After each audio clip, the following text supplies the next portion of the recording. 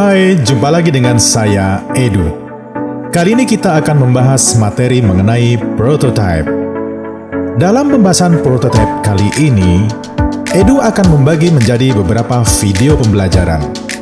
So, tetap simak channel Edutainment 5 supaya jangan sampai ketinggalan pembahasan materi-materi pada video yang bersambung. Oke, kita mulai ya. Di saat merancang sebuah produk, meskipun sudah dilakukan riset yang cukup, tetapi tidak dapat dipastikan bahwa produk yang dibuat dapat diterima oleh pasar.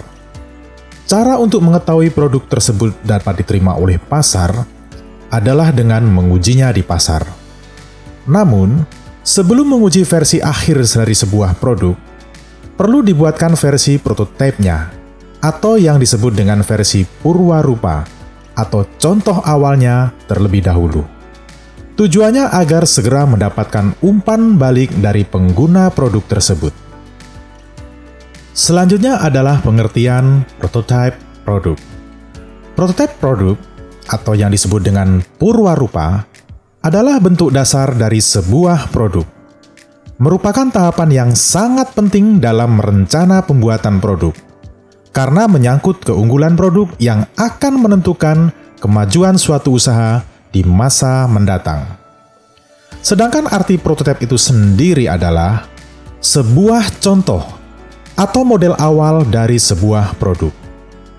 Pembuatan prototipe ini sangat penting untuk dilakukan, karena prototipe dibuat untuk diserahkan pada pelanggan atau lead user, agar pelanggan dapat mencoba kinerja prototipe tersebut.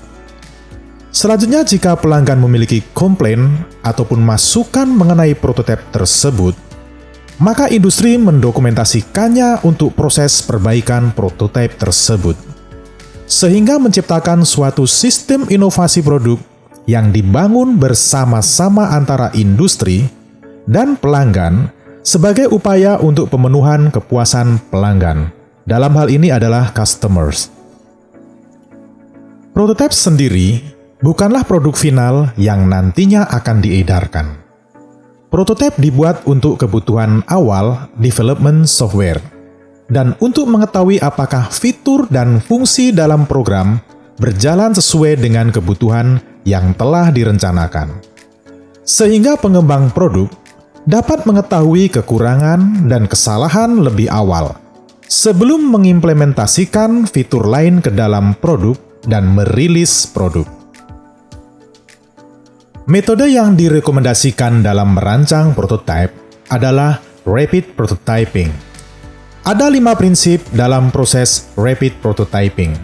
Di antaranya adalah sebagai berikut. Yang pertama, mulailah dari yang kecil dan sederhana.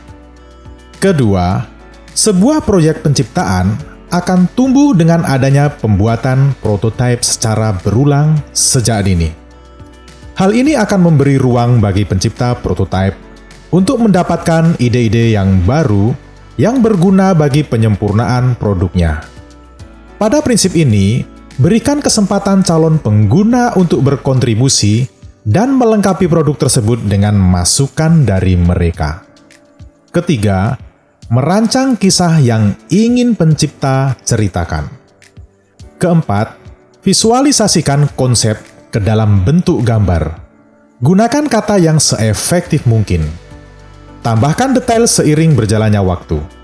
Dalam hal ini, teknik storyboarding akan sangat bermanfaat. Yang kelima, tunjukkan, jangan katakan. Buatlah prototipenya terlihat nyata dengan gambar, mockup, model fisik, dan pengalaman yang nyata. Visualisasikan beberapa opsi atau pilihan dan berikan ruang bagi calon pengguna untuk memilih. Prototipe dibuat ada maksud atau tujuan.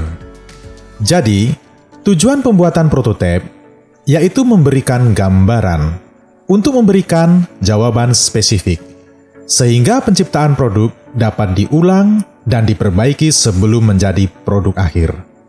Dengan kata lain, tujuan prototipe adalah untuk mendapatkan umpan balik dan masukan dari luar atau orang lain untuk penyempurnaan produk. Dengan adanya tujuan tersebut, maka pembuatan prototipe mempunyai beberapa manfaat sebagai berikut. Yang pertama, prototyping membantu pencipta untuk berpikir. Melakukan adalah cara yang terbaik untuk berpikir. Dalam hal ini, membuat prototipe lebih memudahkan untuk keluarnya ide-ide atau gagasan bagi penyempurnaan sebuah produk. Kedua, prototyping membantu pencipta untuk menjawab pertanyaan. Contoh pertanyaan tersebut adalah, apakah produk tersebut diminati oleh konsumen? Apakah produk tersebut layak?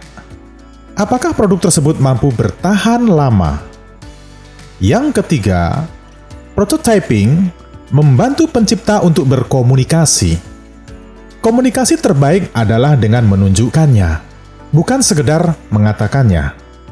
Yang keempat, prototyping membantu pencipta membuat keputusan yang lebih baik. Umpan balik yang kita dapatkan dari calon pengguna membuat pencipta mampu membuat keputusan yang lebih baik. Selain mempunyai manfaat, pembuatan prototipe juga mempunyai fungsi, di antaranya adalah sebagai berikut. Yang pertama, pembelajaran. Prototipe digunakan untuk menjawab pertanyaan, seberapa besar produk tersebut memenuhi kebutuhan pelanggan. Kedua, komunikasi. Prototipe akan membuka jalur komunikasi ke level top management, vendors, partner, tim tambahan, pelanggan, dan sumber finansial. Ketiga, integration atau integrasi. Digunakan untuk memastikan bahwa komponen dan subsistem dari produk dapat bekerja seperti yang diharapkan. Yang keempat, milestone atau tolok ukur waktu. Cara ini digunakan dalam upaya menjelaskan tujuan yang nyata, menampilkan kemajuan, dan penyelesaian pekerjaan sesuai dengan durasi atau waktu yang telah ditentukan. Oke, sampai di sini dulu materi prototipe kali ini. Untuk kelanjutan dari materi prototipe ini, akan Edu sampaikan pada video selanjutnya. Sampai jumpa!